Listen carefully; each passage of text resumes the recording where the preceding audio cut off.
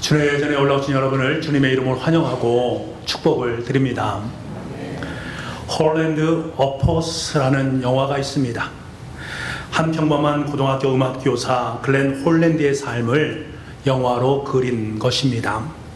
글렌 홀랜드는 위대한 고향곡을 작곡해서 브로드웨이에 진출하겠다라는 꿈을 꾸고 있었습니다.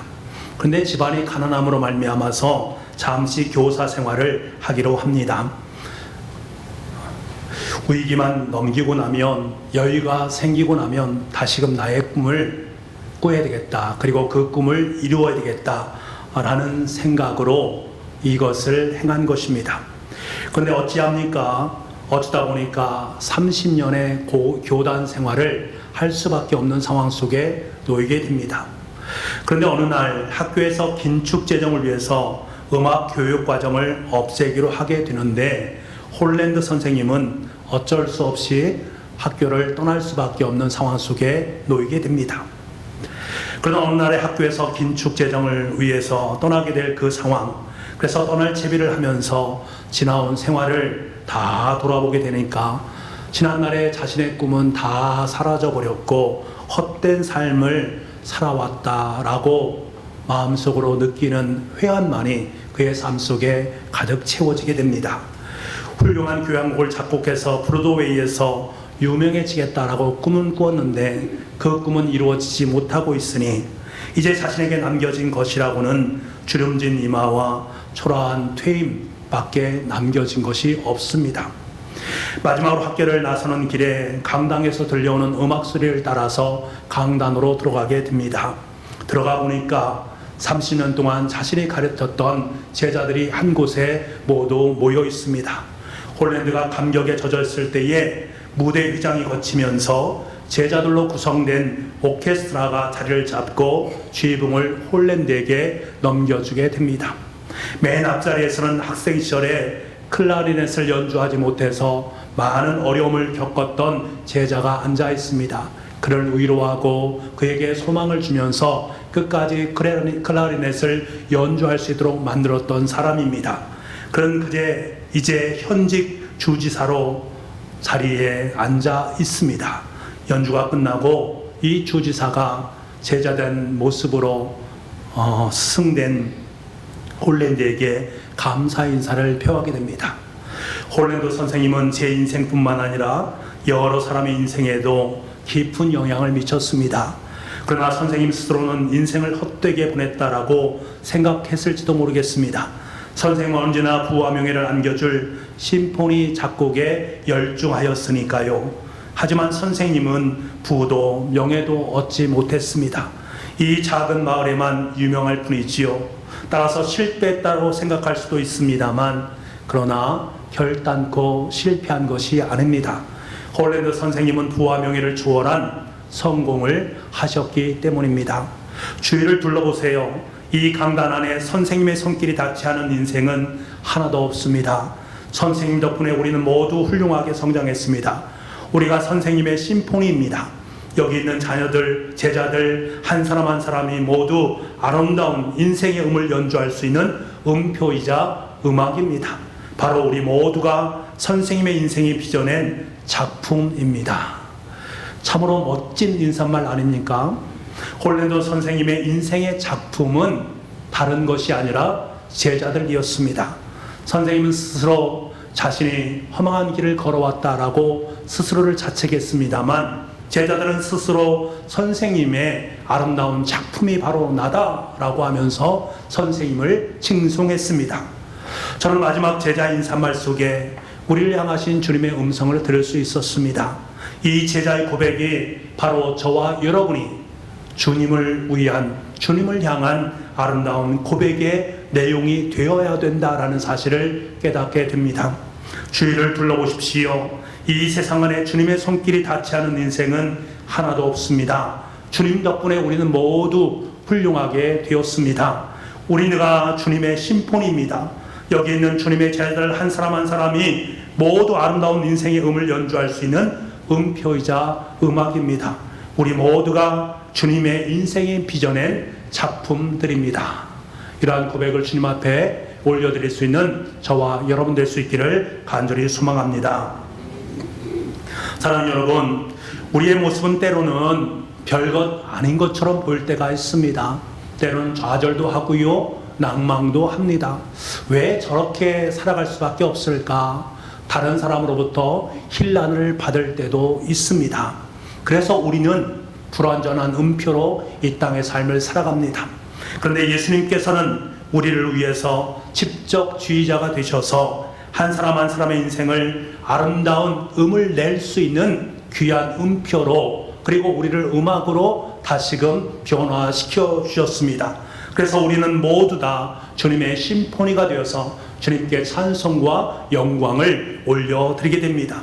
우리가 모두 이 사실을 마음속으로 깨닫고 오늘도 주어진 삶의 자리에서 주님을 위해서 각자의 음표로, 각자의 음으로 연주를 함으로 말미암아 위대하신 하나님의 작품을 아름답게 만들어갈 수 있는 저와 여러분 될 수 있기를 간절히 소망합니다.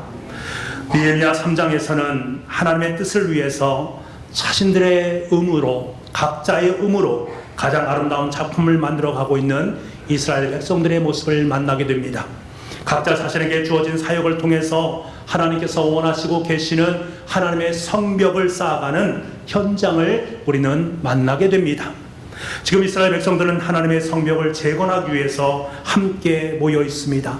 예루살렘 성벽을 재건해야만 그들은 민족의 주권을 되찾을 수 있고 신앙의 자유를 쟁취할 수 있습니다. 근데 문제는 느헤미야가 예루살렘 성벽을 중건하자 그렇게 뜻을 모았을 때에 이를 반대하는 사람들이 많이 있었다라는 사실입니다. 산바랏을 비롯한 대적들이 이를 조롱하고 비방을 합니다.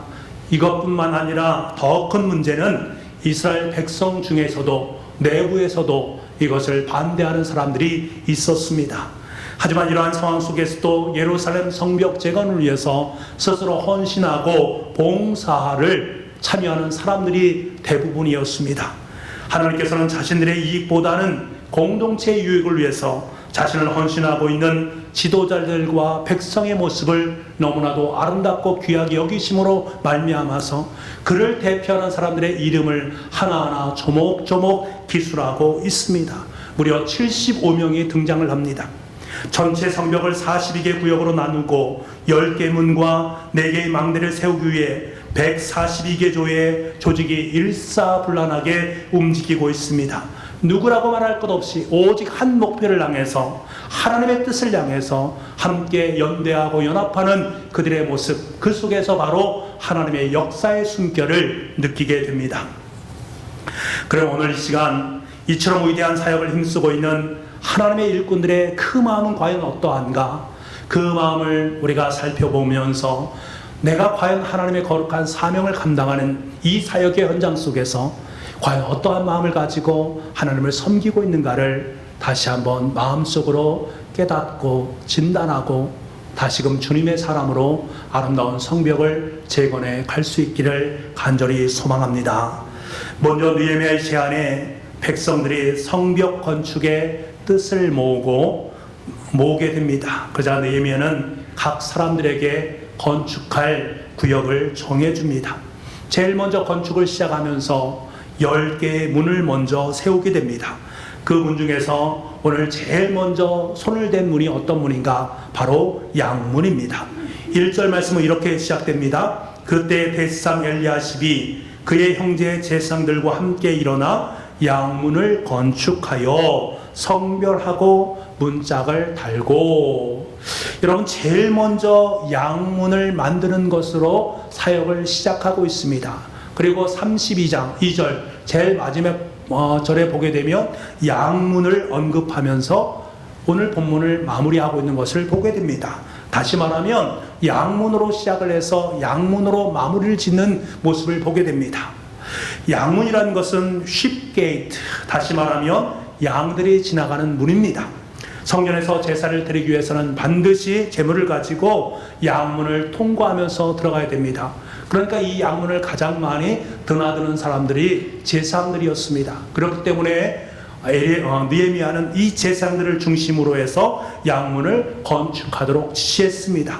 여러분 생각해 보십시오. 지금 양문을 건축하고 있는 이 제사장들의 마음, 이 제사장들은 어떠한 마음으로 기도를 드리면서 그 양문을 건축하지 않겠습니까? 뭐라고 기도했겠는가? 이스라엘 백성들이 양문을 통해서 흠없는 재물을 가지고 들어와서 하나님 앞에 죄사함을 구할 때에 하나님, 그들에게 모든 죄를 다 제하여 주십시오. 우리의 죄와 우리 민족의 죄가 사해져서 하나님 앞에 올바르게 설 수 있는 백성들이 될 수 있도록 해 주십시오. 그러한 마음으로 기도하면서 양문을 건축하지 않았겠습니까? 사실 이 양문은 오실 메시아 예수 그리스도를 상징합니다. 주님은 친히 나는 양의 문이다 라고 말씀하십니다. 예수님은 대속제물인 어린 양이 되셨습니다. 여러분, 왜 느헤미야가 제일 먼저 다른 것보다도 양문을 먼저 건축하고 있는가? 그 이유가 바로 여기에 있는 것 아니겠습니까? 느헤미야는 이스라엘 백성들에게 가장 우선시해야 되고 가장 아름답게 마무리해야 될 것이 무엇인가? 양문을 건축하는 것인데, 그 양문을 통해서 주시고자 하는 메시지는 바로 하나님과의 관계, 그 관계가 회복되기를 원하는 그 마음이 그 속에 담겨져 있습니다. 왜? 이것이 바로 하나님의 마음이기 때문입니다. 여러분, 우리가 살아가면서 제일 많이 관심을 가져야 될 것, 제일 먼저 관심을 가져야 될 것이 무엇입니까? 우리가 하나님의 교회에서 봉사하고 섬기면서 여러분이 제일 먼저 중요하게 생각해야 될 것들이 무엇인가? 다른 것이 아니라 바로 하나님과의 관계입니다. 이것이 신앙생활의 가장 기초적인 것이고, 이것이 신앙생활을 마무리하는 가장 아름다운 길이다라는 것을 우리는 꼭 기억을 해야 됩니다. 하나님과의 관계가 무너지게 되면 우리가 이루고자 하는 것들은 아무런 의미가 없습니다. 어딘가 삶에 구멍이 나 있다면 하나님과의 관계를 다시 한번 점검할 필요가 있습니다. 견고한 성을 쌓기 위해서 아무리 애쓰고 수고한다 할지라도 하나님과의 관계가 바르지 않아야 한다면 그 성곽은 의미 없는 것이 됩니다. 하나님과의 관계가 무너지게 된다면 모든 것이 다 빠져나가게 되어 있습니다. 사랑하는 성도 여러분, 우리는 하나님 나라의 일꾼들입니다. 우리는 지금 북북교회라는 아름다운 성벽을 뜨거운 마음으로 열정적으로 건축해 나가고 있습니다. 이를 위해서 모두가 봉사하고 땀을 흘리고 있습니다. 특별히 다음 주일에는 우리 교회를 위해서 온 마음으로 헌신할 일꾼들을 세우게 됩니다. 여기 후보로 선택받으신 분들이나 오늘 우리 이 자리에 있는 우리 교우들은 하나님의 사역을 감당하기에 앞서서 가장 우선적으로 먼저 점검해야 될 부분이 바로 이 하나님과의 관계 부분입니다. 나는 하나님의 마음과 내 마음이 일치된, 다시 말해 하나님과 바른 관계 속에 놓여 있는가 라는 것을 먼저 우선순위로 둘 수 있어야 됩니다. 하나님과의 관계가 회복되지 않고는 하나님의 성벽을 쌓을 수가 없습니다. 하나님과의 관계가 회복되지 않고는 우리 청주 북북교회 성벽이 굳건하게 세워질 수 없습니다. 이 사실 우리는 분명히 기억할 수 있어야 됩니다. 이 사실을 꼭 기억하시고, 특별히 안수 집사, 권사 후보로 선택되신 분들은 한 주간 더 최선을 다해서 기도하시기 바랍니다. 말씀을 통해서 하나님의 음성을 들으실 수 있기를 바랍니다. 그래서 나와 하나님 사이의 관계, 그 관계가 더욱더 바른 관계로 놓여지고 올곧은 관계로 놓여짐으로 말미암아 나를 향하신 하나님의 일꾼으로서의 사명을 다시 한번 마음속 깊이 자각할 수 있는 한 주간이 되시기를 간절히 소망합니다. 그리고 계속해서 성전문을 만들고 있는 이스라엘 백성들의 마음을 우리가 함께 나누길 원하는데요, 우리 13절 말씀입니다. 우리 13절 말씀을 함께 읽어보겠습니다. 같이 읽겠습니다. 시작. 골짜기 문은 한음과 산호와 주민이 중수하여 문을 세우며 문짝을 달고 자물쇠와 빗장을 갖추고 또 본문까지 성벽 천규빗을 중수하였고. 아멘. 지금 한음과 산호와 주민들은 골짜기 문을 중수하고 있습니다. 산호와 지방, 산호와 주민들이 살고 있는 산호와 지방은 대단히 작은 곳입니다. 그리고 중요한 성읍이 아닙니다. 그러기에 이곳에는 많은 사람들이 살고 있지 않습니다. 그럼에도 불구하고 이들이 중건할 구역이 무려 1,000 규빗이나 되었다. 1,000 규빗이라는 것은 약 500m 정도를 의미하는 말입니다. 근데 참으로 재미있는 것은 다른 곳에서는 이 중수한 길이 500m를 중수했다, 이런 기록이 전혀 나와 있지 않습니다만 유독 산호아 주민들이 중수한 그곳의 길이만을 성경은 분명하게 제시하고 있습니다. 그 이유가 무엇이겠습니까? 이 사역은 산호아 주민들에게 있어서는 불가능한 일이었다. 그럼에도 불구하고 그들은 온 힘을 다해서 이 성벽을 500m나 중수했다라는 것을 밝히기 위함입니다. 여러분 생각해 보세요. 산호아 거민들은 다른 지방에 있는 사람들보다 적은 수의 무리들입니다. 적은 수의 사람이기 때문에 당연히 이들에게 할당된 양은 적은 양이어야만 합니다. 하지만 그렇지 않았습니다. 더 많은 일의 양이 그들에게 부과되어졌습니다. 여러분 생각해 보십시오. 내가 능력은 요거밖에 되지 않는데 나에게 엄청난 많은 양의 사역의 자리 속에 서게 되었다. 그럼 우리는 어떤 생각을 갖게 됩니까? 마음속에 여러 가지 불안한 생각을 갖기도 하고, 때로는 불평스러운 마음을 갖기도 하고, 또 이 일을 제기하기도 하고 항의를 하게 되는 것이 우리의 모습 아니겠습니까? 하지만요, 이 산호아 주민들은 묵묵하게 자신에게 주어진 일에 최선을 다했습니다. 그래서 500m의 성벽을 완벽하게 재건해냈습니다. 여러분, 산호아 주민을 통해서 우리는 무엇을 배울 수 있을까? 그들은 겸손했습니다. 이들은 도저히 이룰 수 없는 많은 양의 사역을 하나같이 온 정성과 온 힘을 기울여서 겸손하게 중건했습니다. 그들에게는 원망의 소리도 들을 수 없었고 불평의 소리도 들을 수 없었습니다. 골짜기 문은 한마디로 산호아 주민들의 섬김을 통해서, 겸손을 통해서 세워진 문이다라고 할 수 있습니다. 여러분, 하나님께서는 우리 교회에 속한 모든 교우들과 특별히 항존직으로 피택을 받으시고 또 받으실 분들을 향해서 원하시는 하나님의 마음이 무엇일까? 바로 이 겸손의 마음입니다. 혹시 하나님의 사역을 감당하다가 이런 마음속에 이런 생각이 드신 분이 있습니까? 나에게 맡긴 사역이 다른 사람보다 너무 과중하다. 나에게 왜 이런 일을 맡기신 거야? 이렇게 할 수 있는 거야?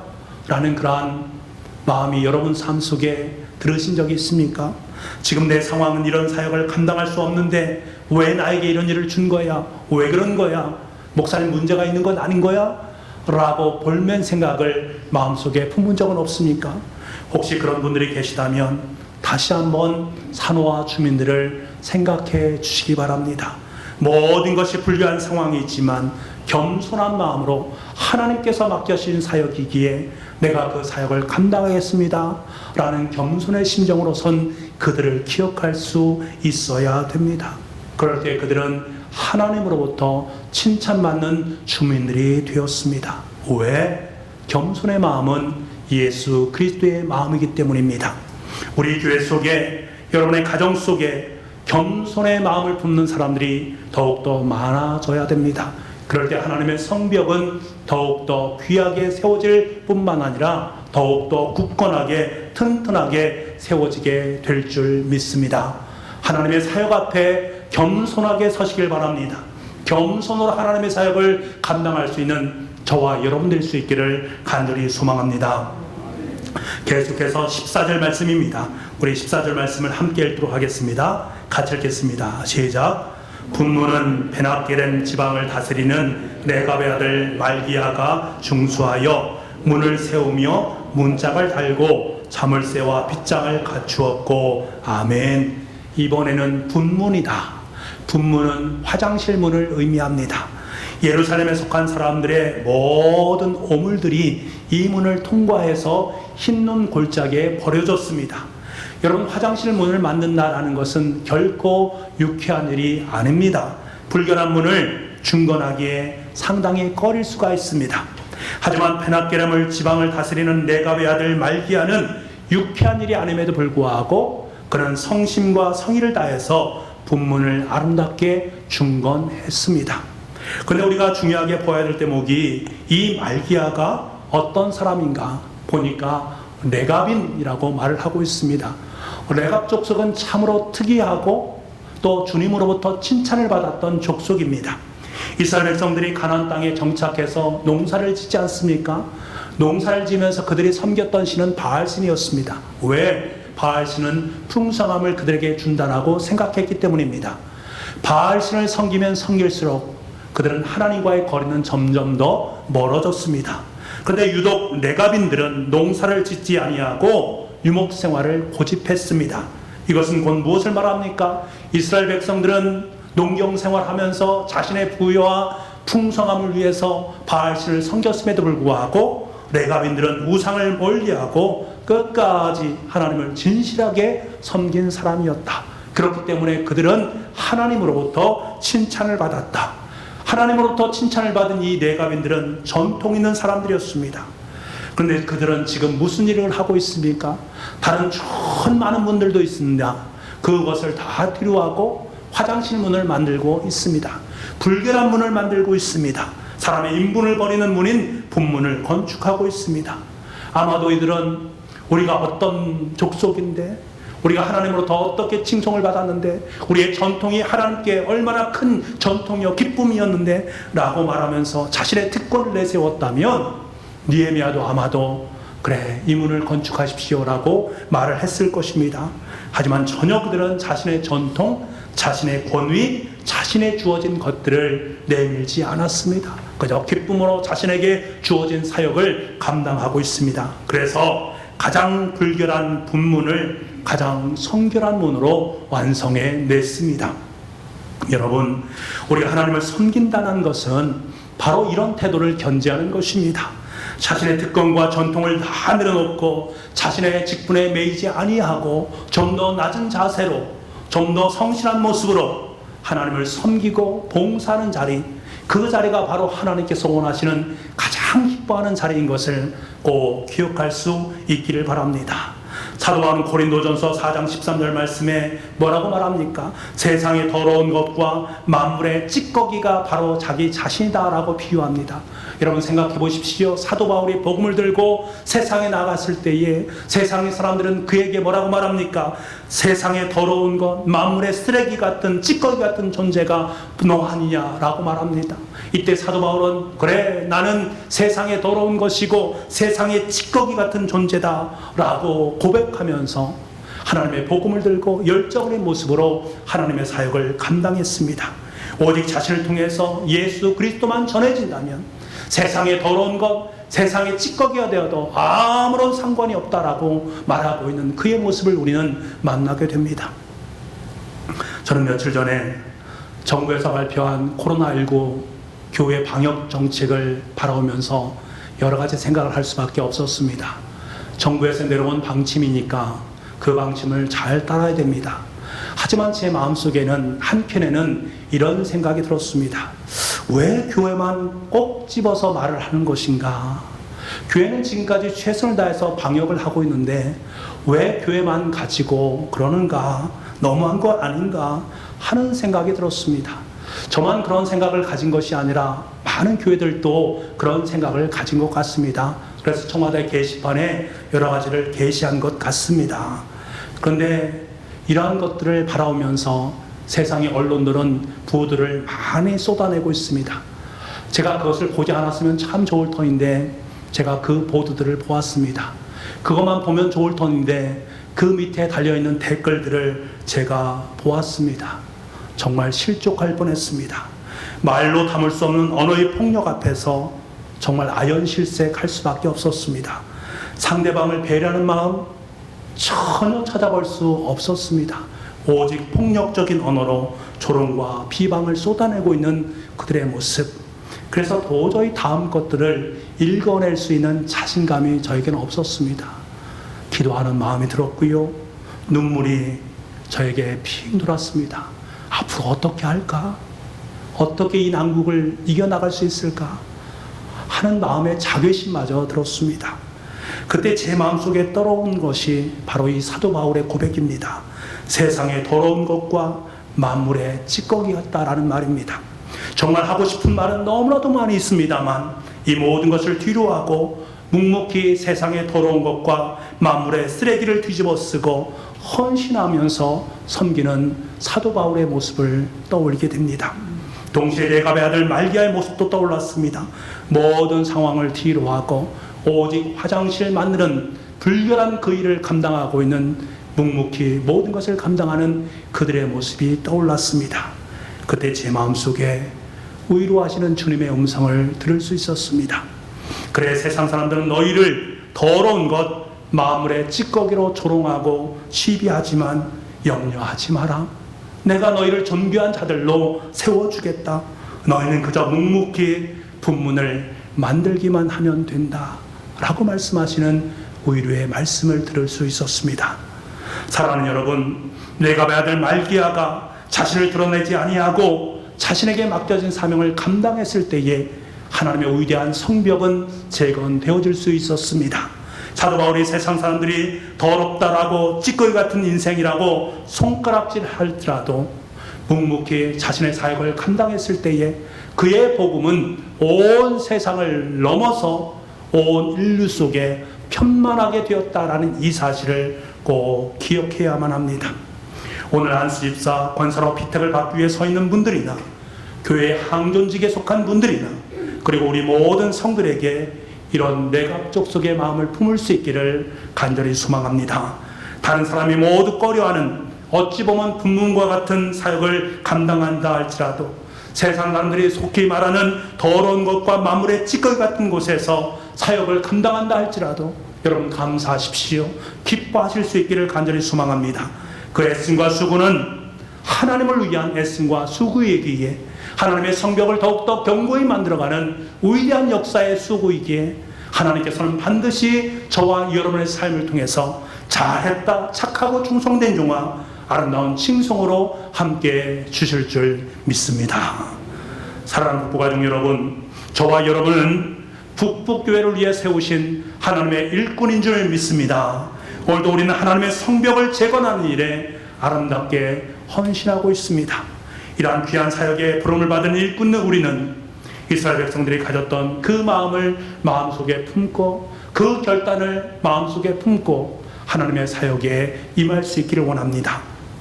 나는 무엇보다 먼저 하나님과의 바른 관계를 유지하며 살아가겠습니다.